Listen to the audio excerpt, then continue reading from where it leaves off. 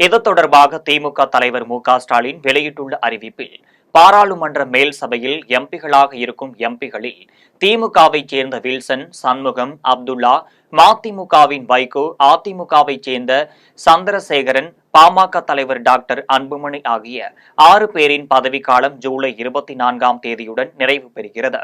இதையடுத்து புதிய 6 மேல் சபை எம்பிகளை தேர்வு செய்ய தேர்தல் ஆணையம் நேற்று முன்தினம் தேர்தல் அட்டவணையை வெளியிட்டது. அதன்படி அடுத்த மாதம் 19ஆம் தேதி மேல் சபை எம்பி தேர்தல் நடைபெற உள்ளது. இதற்கான வேட்புமனு தாக்கல் ஜூன் 2ஆம் தேதி தொடங்க உள்ளது. இதையொட்டி திமுக, அதிமுகவில் மேல் சபை எம்பி பதவிக்கான வேட்பாளர்களை தேர்வு செய்யும் பணி தொடங்கியுள்ளது. இந்த நிலையில் திமுக மேல் சபை எம்பி பதவிக்கான வேட்பாளர்கள் பட்டியல் வெளியானது.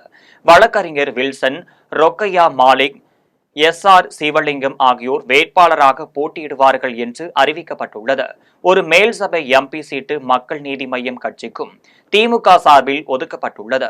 இந்த நிலையில் மாநிலங்களவை தேர்தலில் மக்கள் நீதி மய்ய கட்சி தலைவர் கமலஹாசன் போட்டியிடுவார் என அக்கட்சியின் செயற்குழு கூட்டத்தில் தீர்மானம் நிறைவேற்றப்பட்டுள்ளது.